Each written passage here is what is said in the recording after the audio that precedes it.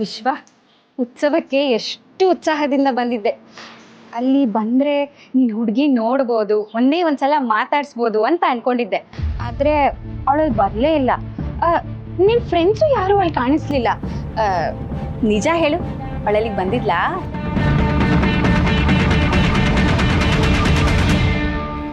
ಅದೆಲ್ಲ ನಿನ್ಗೆ ಯಾಕೆ? ನಾನು ಅಲ್ಲಿಗೆ ಹೋಗಿದ್ದು ಉತ್ಸವ ನೋಡೋದಕ್ಕೆ, ಹುಡುಗಿ ನೋಡೋದಕ್ಕಲ್ಲ. ಅಲ್ಲ ಕಣೋ, ನೀನು ಮಾತಾಡ್ತಿರೋದು ನೋಡಿದ್ರೇನೆ ಗೊತ್ತಾಗ್ತಿದೆ ನೀನು ಅವಳನ್ನ ನೋಡಿದೆ ಅಂತ. ಆದರೆ ನನ್ನ ಹತ್ರನೇ ಹೇಳ್ದೆ ಮುಚ್ಚಿಟ್ಬಿಟ್ಟೆ ಅಲ್ಲ, ಚೆನ್ನಾಗಿ ಯಾಮಾಡಿಸ್ದೆ. ಸರಿ, ಅಟ್ಲೀಸ್ಟ್ ಅವಳು ಫೋಟೋನಾದ್ರೂ ತೋರಿಸು, ನನಗಿರೋ ಎಕ್ಸೈಟ್ಮೆಂಟ್ ಎಲ್ಲ ಒಂಚೂರು ಕಡಿಮೆ ಮಾಡ್ಕೋತೀನಿ. ನಿನ್ಗೆ ಎಷ್ಟೆಲ್ಲ ಹೇಳಿ, ಅವಳು ಯಾವ ಫೋಟೋನೂ ನನ್ನ ಹತ್ರ ಇಲ್ಲ. ಪದೇ ಪದೇ ಅದನ್ನೇ ಕೇಳ್ಬೇಡ. ಸುಳ್ಳು ಹೇಳ್ತಿದ್ಯಾ ಕಣೋ ನೀನು. ಅವಳ ಫೋಟೋ ನಿನ್ನ ಹತ್ರ ಇದೆ ಅನ್ನೋದು ನನಗೆ ಚೆನ್ನಾಗಿ ಗೊತ್ತು. ಆದರೆ ನಿನಗೆ ತೋರ್ಸೋದಕ್ಕೆ ಇಷ್ಟ ಇಲ್ಲ. ನೀನು ಈ ರೀತಿ ಆಡ್ತಿದ್ರೆ ನನಗೆ ಇನ್ನೂ ಕ್ಯೂರಿಯಾಸಿಟಿ ಜಾಸ್ತಿ ಆಗುತ್ತೆ ಅವಳನ್ನ ನೋಡ್ಬೇಕಂತ. ನೀವು ಒಂದ್ಸಲ ತೋರಿಸೋ, ಏನಾಗ್ಬಿಡುತ್ತೆ? ನೀನು ಈ ರೀತಿ ಮಾತಾಡಿದ್ರೆ ನನ್ನ ಹತ್ರ ಮಾತಾಡಲೇಬೇಡ. ನಿನ್ನ ಕೆಲಸ ನೀನು ನೋಡ್ಕೊ ಅಷ್ಟೇ.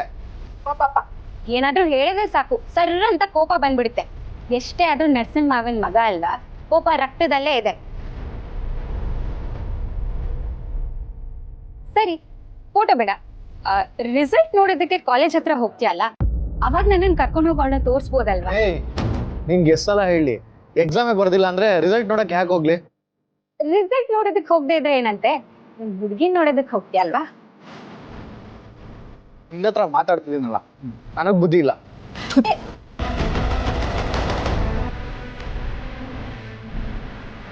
ನೀನ್ ಕರ್ಕೊಂಡು ಹೋಗಿಲ್ಲ ಅಂದ್ರೂ ಪರವಾಗಿಲ್ಲ ಕಣೋ, ನಾನು ಹೋಗ್ತೀನಿ. ನಿನ್ ಫ್ರೆಂಡ್ಸ್ ಮುಖಾಂತರ ಅವ್ಳು ಯಾರು ಅಂತ ತಿಳ್ಕೊತೀನಿ.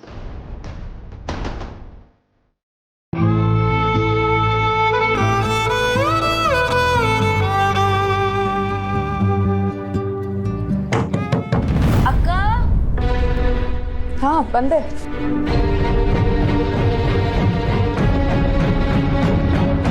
ಅಕ್ಕ, ಯಾಕೆ ನೀನ್ ಹೀಗ್ ಮಾಡ್ತಿದ್ಯಾ? ಯಾಕೆ ಜಾನು, ಏನಾಯ್ತು? ನಾನು ಬಂದಿರೋದೇ ಅಪರೂಪ, ಅದ್ರಲ್ಲೂ ಬಂದು ಉಳ್ಕೊಂಡಿದ್ದೀನಿ. ನನ್ನ ಜೊತೆ ಇರೋದು ಬಿಟ್ಟು ಈ ಥರ ರೂಮಲ್ಲಿ ಒಬ್ಳೆ ಬಂದಿದೆಯಲ್ಲ. ಹಾಗೇನಿಲ್ಲ ಜಾನು. ಇನ್ನೇನು ಹಾಗೇನಿಲ್ಲ, ಅಲ್ಲೆಲ್ಲರೂ ಹಾಲಲ್ಲಿ ಮಾತಾಡ್ತಾ ಇದ್ರೆ ನೀನು ಇಲ್ಲಿ ಒಬ್ಳೆ ಬಂದು ಬಾಗ್ಲಾಕೊಂಡು ಕೂತಿದ್ಯಲ್ಲ ಅಕ್ಕ. ನಾನು ಬಂದಿರೋದೇ ನಿಮ್ಗೆ ಇಷ್ಟ ಇಲ್ಲ ಅನ್ಸುತ್ತೆ. ಅಯ್ಯೋ ಜಾನು, ಹಾಗೆ ಮಾತಾಡಬೇಡ ಕಣೆ. ನನಗೆ ಸ್ವಲ್ಪ ತಲೆನೋವ್ತಿದೆ ಅಷ್ಟೇ. ತಲೆನೋವಾ? ಯಾಕೇನಾಯ್ತು ಅಕ್ಕ? ಯಾಕೆ ನಿನ್ನ ಕಣ್ಣು ಇಷ್ಟು ಕೆಂಪಾಗಿದೆ? ಏನಿಲ್ಲ ಅಂತ ಹೇಳಿದ್ನಲ್ಲ ಜಾನು, ಸ್ವಲ್ಪ ತಲೆನೋವು ಅಷ್ಟೇ. ನಿಂಗೆ ಇಷ್ಟ ಇಲ್ಲ ಅಂದರೂ ನಿನ್ನ ಹೆಸರಲ್ಲಿ ಅಪ್ಪ ಅಮ್ಮ ಪೂಜೆ ಮಾಡಿಸಿದ್ರು ಅಂತ ಬೇಜಾರಾ? ಅಯ್ಯೋ ಹಾಗೇನಿಲ್ಲ ಕಣೆ. ಏನಕ್ಕ ನೀನು? ನಾನು ಆಗ್ಲಿಂದ ಕೇಳ್ತಿದ್ದೀನಿ ಏನಾಯ್ತು ಅಂತ. ಹಾಗೇನಿಲ್ಲ ಅನ್ನೋದು ಬಿಟ್ರೆ ಬೇರೆ ಏನು ಮಾತಾಡ್ತಿಲ್ಲ. ನೀನು ಯಾಕೆ ಬೇಜಾರಾಗಿದೆಯಾ ಅಂತ ನಾನೇ ಕಂಡು ಹಿಡಿತೀನಿ. ಜಾನು,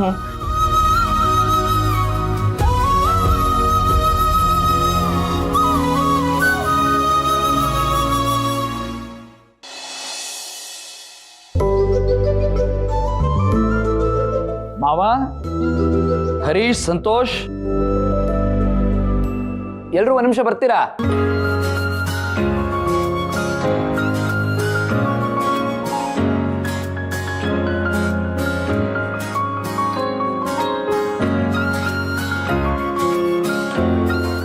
ಏನ್ ಎಲ್ಲಾರನ್ನೂ ಕರೀತಾ ಇದ್ದೀರಾ? ಏನ್ ವಿಷಯ? ಒಂದು ವಿಷಯ ಇದೆ ಮಾವ. ನೀವೆಲ್ಲಾರನ್ನೂ ಕರೆದಿರೋದು ನೋಡಿದ್ರೆ ನಂಗೆ ಯಾಕೋ ಗಾಬರಿ ಆಗ್ತಾ ಇದೆ. ನಮ್ಮಿಂದ ಏನಾದರೂ ತೊಂದರೆ ಆಯ್ತಾ? ಮಾವ, ನಿಮ್ಮಂಥ ನಿಸ್ವಾರ್ಥ ಜೀವಿಗಳನ್ನ ನಾನು ನೋಡೇ ಇಲ್ಲ. ನಿಮ್ಮಿಂದ ತೊಂದರೆ ಆಯಿತು ಅಂದರೆ ನಾನು ತಪ್ಪು ಮಾಡ್ದಂಗೆ ಆಗತ್ತೆ. ಆದರೆ ಒಂದು ವಿಷಯ ಅಂತೂ ಇದೆ. ಭಾವ, ಅದೇನೋ ಅಂತ ಹೇಳ್ಬಿಡಿ. ನೀವು ಹೇಳ್ತಿರೋದು ನೋಡಿದ್ರೆ ಕ್ಯೂರಿಯಾಸಿಟಿ ಜಾಸ್ತಿ ಆಗ್ತಿದೆ. ಮಾವ, ನಾನು ರೀಸೆಂಟಾಗಿ ಒಂದು ಬಿಸ್ನೆಸ್ ಶುರು ಮಾಡಿದೆ. ಅದರಲ್ಲಿ ನಾನು ಎಕ್ಸ್ಪೆಕ್ಟ್ ಮಾಡಿದ್ದಕ್ಕಿಂತ ತುಂಬ ಹೆಚ್ಚು ಪ್ರಾಫಿಟ್ ಬಂದಿದೆ. ಹಾಗಾಗಿ ಆ ಪ್ರಾಫಿಟನ್ನು ನಿಮ್ಮೆಲ್ಲರ ಜೊತೆ ಶೇರ್ ಮಾಡೋಣ ಅಂದ್ಕೊಂಡಿದ್ದೀನಿ. ಶೇರ್ಸ್ನ ಎಲ್ಲರಿಗೂ ಹಂಚೋಣ ಅಂತ ಡಿಸೈಡ್ ಮಾಡಿದ್ದೀನಿ ಮಾವ.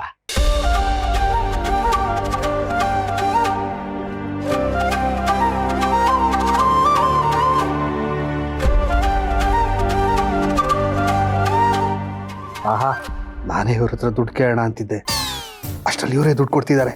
ಇದೆ ಅಲ್ವಾ, ಕೇಳ್ತೇನೆ ಬಾಯಿಗೆ ಲಡ್ಡು ಬೀಳೋದು ಅಂದರೆ. ಸದ್ಯ ಈ ದುಡ್ಡು ಬಂದ್ಬಿಟ್ರೆ ಮೊದಲು ಅಣ್ಣನ ಹತ್ರ ಕದ್ದಿರೋ ದುಡ್ಡು ವಾಪಸ್ ಕೊಟ್ಬಿಡ್ಬೇಕು, ಅವನಿಗೆ ಗೊತ್ತಾಗಕ್ಕೆ ಮುಂಚೆ. ಈ ದುಡ್ಡು ಕೈಗೆ ಬರ್ತಿದ್ದಾಗೆ ಒಂದಷ್ಟು ಒಡವೆ ಮಾಡಿಸ್ಕೊಂಡ್ಬಿಡ್ಬೇಕಪ್ಪ. ಆಹಾ, ಇವರನ್ನೆಲ್ಲ ನೋಡ್ತಿದ್ರೆ ಕೊಡೋಕ್ ಮುಂಚೆನೆ ಕಿತ್ಕೊಳಕ್ ಕಾಣಿಸ್ತಾ ಇದ್ದಾರೆ.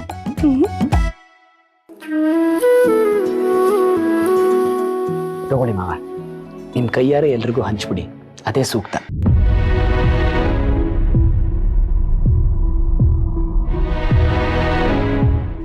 ಅಳಿಯಂದ್ರೆ ದಯವಿಟ್ಟು ತಪ್ಪು ತಿಳ್ಕೊಬೇಡಿ, ನಮಗಿದ್ರ ಅವಶ್ಯಕತೆ ಇಲ್ಲ, ದಯವಿಟ್ಟು ನೀವೇ ಇಟ್ಕೊಳ್ಳಿ.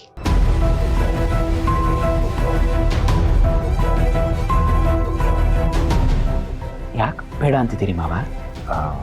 ಅದು ನೋಡಿ, ನಿಮಗೆ ಲಾಭ ಬಂದಿದೆ, ನಮ್ಮ ಜೊತೆ ಹಂಚ್ಕೋಬೇಕು ಅನ್ನೋ ಮನಸ್ಸಿದೆಯಲ್ಲ, ನಮಗೆ ಅಷ್ಟು ಸಾಕು. ಆದರೆ ನಮಗೆ ನೀವು ಜಾನು ಚೆನ್ನಾಗಿದ್ರೆ ಅಷ್ಟೇ ಸಾಕು.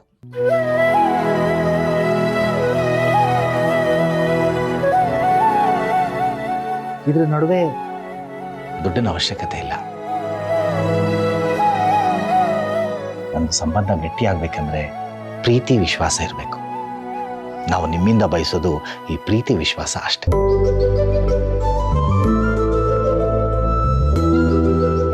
ಮಾವ, ನೀವೆಲ್ಲರೂ ನನಗೆ ತೋರಿಸ್ತಿರೋ ಪ್ರೀತಿ, ಕಾಳಜಿ, ವಿಶ್ವಾಸದ ಮುಂದೆ ಇದು ಏನೂ ಇಲ್ಲ. ನಾನು ನಿಮ್ಮನೆಯವನು ಅಂತ ಹೇಳಿದ್ದೀರಿ, ಹಾಗಿದ್ಮೇಲೆ ಈ ದುಡ್ಡು ತಗೊಳ್ಳೋದ್ರಲ್ಲಿ ಏನು ತಪ್ಪಿದೆ? ನಿಮ್ಮೆಲ್ಲರ ಕಷ್ಟ ಸುಖಗಳಲ್ಲಿ ನಾನು ಭಾಗಿಯಾಗಬೇಕಲ್ವಾ? ಅಯ್ಯೋ, ನೀವು ನಮ್ಮನೆಯವರೇ. ನನಗೆ ನಮ್ಮ ಹರೀಶ್ ಅಂತೂ ಇದ್ದಾಗೆ ನೀವು ನನಗೆ.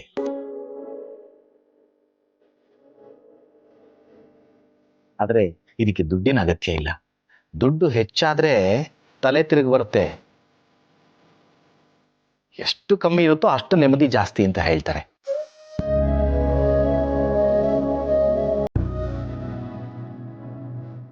ನಮ್ಮ ಹತ್ರ ಎಷ್ಟಿದೆಯೋ ಅಷ್ಟರಲ್ಲಿ ನಾವು ನೆಮ್ಮದಿಯಾಗಿದ್ದೀವಿ. ನೋಡಿ, ಯಾರು ಕಷ್ಟಪಡ್ತಾರೋ ಪ್ರತಿಫಲನೂ ಅವ್ರಿಗೆ ಸೇರಬೇಕು.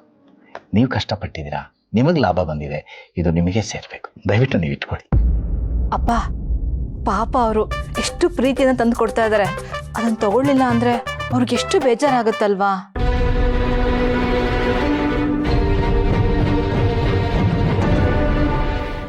ಯಾಕೆ ಬೇಜಾರಾಗಬೇಕು? ಮಾವ ಹೇಳ್ತಿದ್ದು ಸರಿಯಾಗೇ ಇದೆ.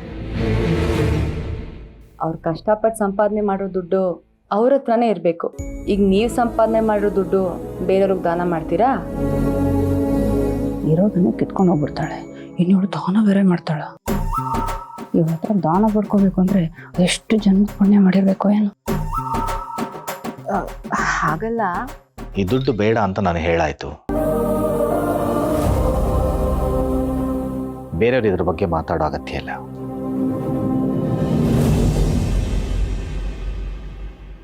ಅಳಿಯಂದ್ರೆ, ಜಾನು ಏನಾದರೂ ಇಷ್ಟಪಟ್ಟರೆ ಈ ದುಡ್ಡಿನಲ್ಲಿ ಅವಳಿಗೇನಾದರೂ ಕೊಡಿಸಿ. ಅವಳು ಸಂತೋಷವಾಗಿದ್ದರೆ ನಾವೆಲ್ಲ ಸಂತೋಷವಾಗಿದ್ದಾಗೆ. ಸರಿ ಮಾವ, ನೀವು ಹೇಳ್ದ ಹಾಗೆ ಆಗಲಿ. ರೀ, ದೇವರು ಎಲ್ಲ ಕಡೆ ಇರ್ತಾನೆ ಅಂತ ಕೇಳಿದ್ವಿ, ಆದರೆ ಯಾವ ರೂಪದಲ್ಲಿ ಇರ್ತಾನೆ ಅಂತ ಗೊತ್ತಿರಲಿಲ್ಲ. ಇವತ್ತು ನಾವೆಲ್ಲರೂ ನಿನ್ನೆ ದೇವ್ರ ರೂಪದಲ್ಲಿ ಕಾಣ್ತೀವಿ ಅಂತ ಅನಿಸ್ತಾ ಇದೆ.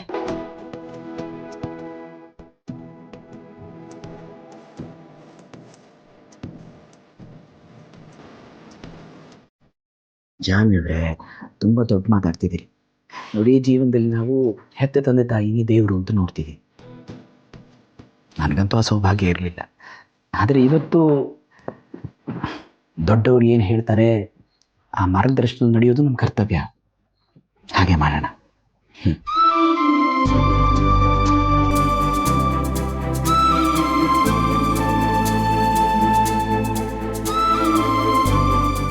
ಛೇ, ಅಪ್ಪನಿಗೆ ಸ್ವಲ್ಪನೂ ಬುದ್ಧಿ ಇಲ್ಲ.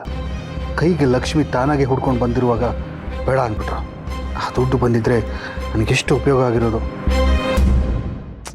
ಛೇ, ಆ ದುಡ್ಡಾದರೂ ಸಿಕ್ಕಿದ್ರೆ ನಂದು ಒಂದು ಸಮಸ್ಯೆ ಆದರೂ ದೂರ ಆಗಿರೋದು. ಅಪ್ಪ ಬೇಡ ಅಂದ್ಬಿಟ್ರಲ್ಲ. ಈ ಜಯಂತ್ ಅವರು ನಮ್ಮ ಅಪ್ಪನ ಕೈಲಿ ಕೊಡೋ ಬದಲು ನನ್ನ ಕೈಲಾದ್ರೂ ದುಡ್ಡು ಕೊಟ್ಟಿದ್ರೆ ನಾನು ಹಾಗೆ ತೊಗೊಂಡ್ಬಿಡ್ತಿದ್ದೆ. ಎಲ್ಲ ಹಾಳಾಗೋಯ್ತು. ಕೈಗೆ ಬಂದಿದ್ದು ಬಾಯಿಗೆ ಬರಲಿಲ್ಲ.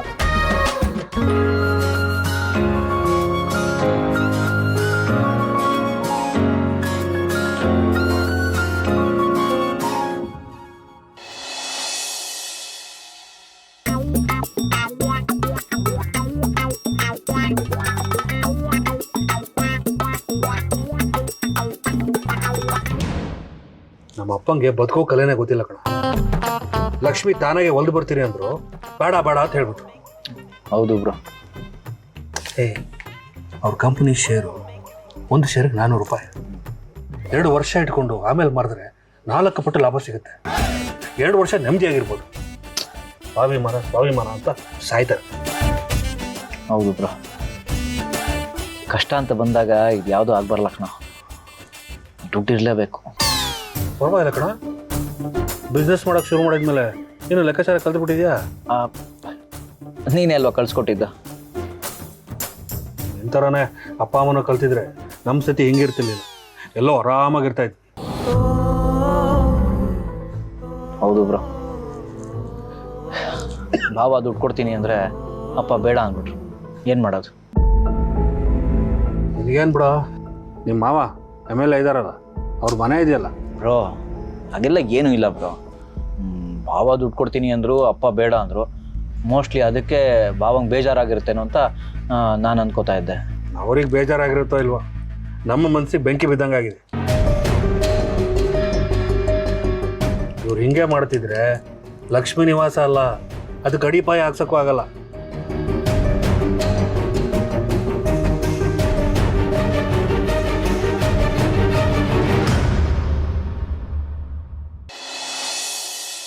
ಲಕ್ಷ್ಮಿ, ಅಡುಗೆ ಆಯ್ತಾ? ನಾವೆಲ್ಲ ಬೆಳಗಿನ ಊಟಕ್ಕೆ ಕಾಯ್ತಾ ಇದ್ದೀವಿ. ಹಾ ರೀ, ಆಗ್ತಿದೆ. ಬೇಗ.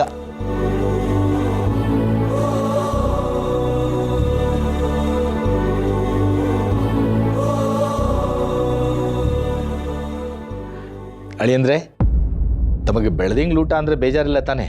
ಅಯ್ಯೋ ಖಂಡಿತ ಬೇಜಾರಿಲ್ಲ ಮಾವ. ನಿಮ್ಮೆಲ್ಲರ ಜೊತೆ ಕಳೆಯೋ ಕ್ಷಣಗಳನ್ನು ನಾನು ತುಂಬ ಎಂಜಾಯ್ ಮಾಡ್ತೀನಿ. ಅದು ಅಲ್ಲದೆ ಜಾನ್ವಿಯವ್ರನ್ನ ಮದುವೆ ಆಗದೇ ಇದ್ದಿದ್ರೆ ಇಂಥ ತುಂಬ ಕುಟುಂಬದ ಭಾಗಿ ಆಗ್ತಿದ್ನೋ ಇಲ್ವೋ.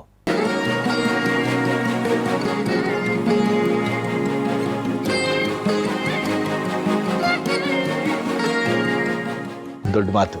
ದೇವರು ಎಲ್ಲಿರಬೇಕು, ಯಾರನ್ನು ಮದುವೆ ಆಗಬೇಕು ಅಂತ ಎಲ್ಲ ಹಣೆ ಬರದಲ್ಲಿ ಬರ್ದಿರ್ತಾನೆ. ಅದನ್ನು ಯಾರೂ ತಪ್ಸಕ್ಕಾಗಲ್ಲ. ಇದನ್ನೇ ತಾನೇ ನಾವು ಋಣಾನುಬಂಧ ಅನ್ನೋದು.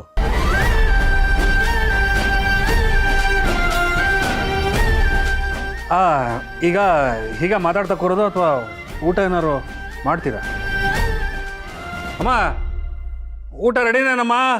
ಬ್ರೋ, ಅಲ್ಲ ಎಲ್ಲರೂ ಅಪರೂಪಕ್ಕೆ ಸೇರಿದ್ದೀವಿ, ನೀನೊಬ್ಬನೇ ಬೇಜಾರಿದೆಯಲ್ಲ, ಏನು ವಿಷಯ? ಹೂನಪ್ಪ, ನಿನಗೇನು? ಬೆಳಿಗ್ಗೆ ಆರಾಮ ಇದ್ರೂ ನಡೆಯುತ್ತೆ, ನಾನು ಬೇಗ ಹೇಳ್ಬೇಕು. ನಿನಗೆ ಕೆಲ್ಸಕ್ಕೆ ಹೋಗದೆ ಇದ್ರೂ ನಡೆಯುತ್ತೆ. ನಾನು ಪಂಚ್ ಓದ್ಲಿಲ್ಲ ಅಂದರೆ ನನಗೆ ಕೆಲಸದಿಂದ ಆಚೆಗೆ ಹಾಕ್ತಾರೆ.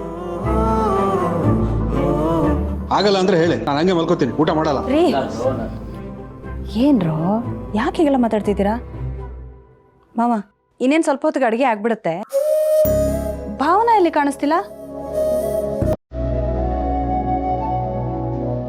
ಅಕ್ಕ ತಲೆನೋವು ಅಂತಿದ್ಲು, ಹೋಗಿ ಕರ್ಕೊಂಡು ಬರ್ತೀನಿ.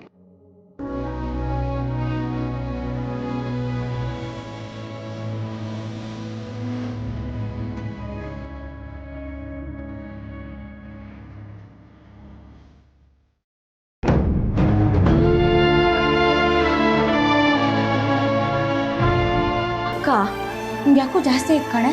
ಬಾ. ಎಲ್ಲಿಗೆ ಜಾನು?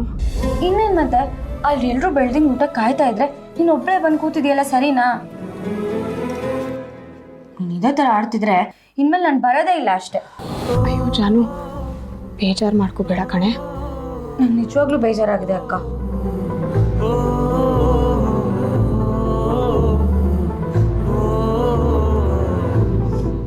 ಸರಿ ಬಾ, ನಾನೇನೋ ಒಂದಿಲ್ಲ, ಊಟ ಮಾಡಿ ಬೇಗ ಮಲ್ಕೊಳ್ಳುವಂತೆ ಬಾ.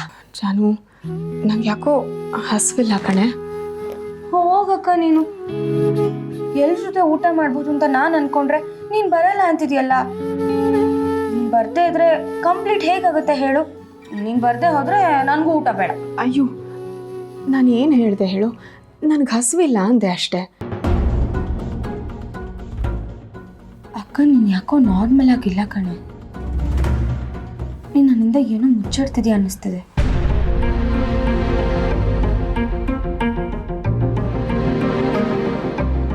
ಹಾಗೇನಿಲ್ಲ. ಸರಿ, ಬಾ. ಮಾವ, ಈಗಲಾದರೂ ಹೇಳಿ, ಇವತ್ತೇನು ವಿಶೇಷ? ಇವತ್ತ್ಯಾಕೆ ಬೆಳ್ದಿನ ಊಟ ಅರೇಂಜ್ ಮಾಡಿದ್ದೀರಾ? ಸುಮ್ಮನೆ ಹಾಗೆ ಮಾ, ಏನೋ ಮನೆಯಲ್ಲಿ ಎಲ್ಲ ಒಳ್ಳೇದಾಗ್ತಾ ಇದೆ.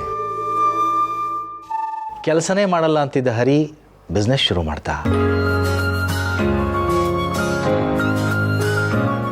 ಜಾನುದು ಮದುವೆ ಆಗಿ ಅಳಿಯಂದ್ರ ಜೊತೆ ಸುಖವಾಗಿದ್ದಾಳೆ. ಸಂತೋಷ ಅಂತೂ ಯಾವಾಗಲೂ ಸಂತೋಷವಾಗಿ ಇರ್ತಾನೆ. ಯಾವ ಸಂತೋಷನೂ ಇಲ್ಲ. ದುಡ್ಡು ಕಳ್ಕೊಂಡು ಹೇಳೋಕ್ಕಾಗದೆ ಬಿಡೋಕ್ಕಾಗದೆ ಸಂಕಟ ಪಡ್ತಿದ್ದೀನಿ. ಸಿಂಚನ, ನಿಮ್ಮ ತಂದೆ ನಮ್ಮ ಮೇಲೆ ಕೋಪನ ಮರೆತು ನಾವೆಲ್ಲ ಒಂದಾಗಿದ್ದೀವಿ.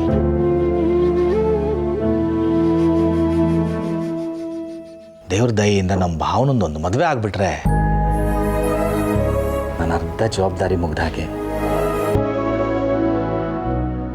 ನೋಡಿ, ಎಲ್ಲರೂ ಒಟ್ಟಿಗೆ ಸೇರಿದ್ದೀವಿ. ಅದಕ್ಕೆ ಇವತ್ತು ಬೆಳೆದಿಂಗ್ಳ ಊಟ.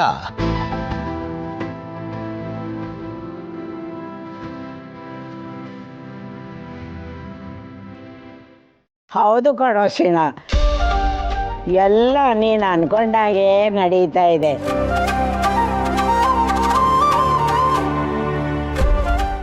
ಭಾವ ನನಗೆ ಮದುವೆ ಆಗೋಬಿಟ್ರೆ ಆವಾಗ ನೆಮ್ಮದಿ.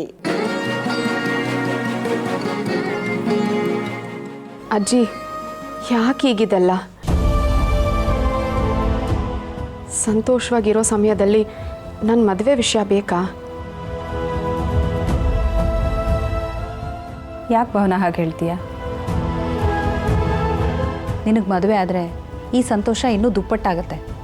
ಅದಕ್ಕೆ ತಾನೇ ಅತ್ತೆ ಮಾವ ಇಬ್ಬರು ಪೂಜೆ ಪುನಸ್ಕಾರ ಅಂತ ಇಷ್ಟೆಲ್ಲ ಮಾಡ್ತಿರೋದು. ಹಣೆ ಬರಹ ಬರ್ದಿರೋ ಆ ಭಗವಂತನೇ ಅದನ್ನ ಅಳ್ಸಕ್ಕಾಗಲ್ಲ ಅಂದಮೇಲೆ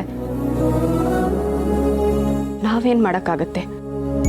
ದಯವಿಟ್ಟು ನನ್ನ ಮದುವೆ ವಿಷಯ ಅಂದ್ಬಿಟ್ಟು ಬೇರೆ ಏನಾದರೂ ಮಾತಾಡಿ. ಭಾವನಾ, ನಾವು ಯಾವ ಜನ್ಮದಲ್ಲಿ ಏನು ಪಾಪ ಮಾಡಿದ್ವೋ ಏನೋ, ನಾವು ಮಾಡಿದ ಕರ್ಮ ಮಕ್ಳಿಗೆ ಬರುತ್ತೆ ಅಂತ ಹೇಳ್ತಾರೆ. ನಮ್ಮಿಂದ ನಿನಗೆ ಈ ಶಿಕ್ಷೆ ಅನಿಸುತ್ತೆ ಕಣ್ಮ.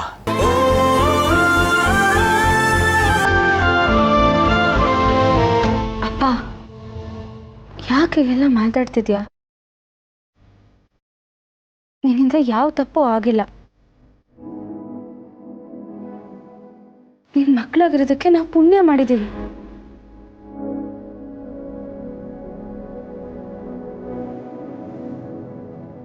ಅಷ್ಟೆಲ್ಲ ಪೂಜೆ ಮಾಡಿಸಿದ್ದೀರಾ ಅಲ್ವಾ? ನೋಡ್ತಾ ಇರು, ನನಗೆ ಸಿಕ್ಕಿದ ಥರನೇ ಅಕ್ಕಂಗೂ ಒಳ್ಳೆ ಗಂಡ ಸಿಗ್ತಾನೆ.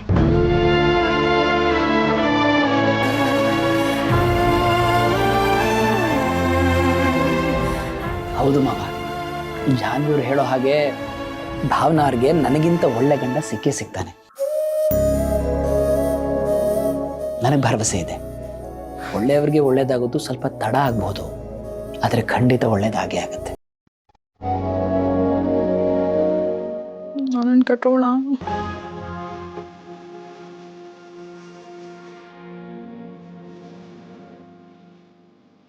ನಿಮ್ಮ ಬಾಯಿ ಹರಕೆಯಿಂದ ಅಷ್ಟಾದರೆ ಸಾಕಳಿ ಅಂದರೆ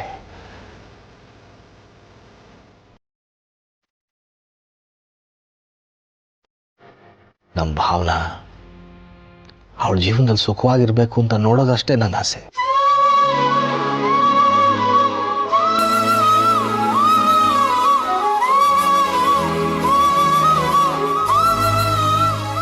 ಎಲ್ಲರೂ ನನ್ನ ಮದುವೆ ಬಗ್ಗೆ ಇಷ್ಟೊಂದು ಆಸೆ ಕನಸುಗಳನ್ನು ಕಟ್ಕೊಂಡಿದ್ದಾರೆ. ಆದರೆ ನನಗೆ ಮದುವೆ ಆಗಿದೆ ಅನ್ನೋದು ಗೊತ್ತಾದರೆ ಇವ್ರ ನೆಮ್ಮದಿ ಎಲ್ಲ ಹಾಳಾಗುತ್ತೆ. ಯಾವನೋ ಪಾಪಿ ಮಾಡಿರೋ ಕೆಲಸಕ್ಕೆ ಎಲ್ಲರ ನೆಮ್ಮದಿನೂ ಕಿತ್ಕೊಂಡಾಗ ಆಗ್ತಿದೆ.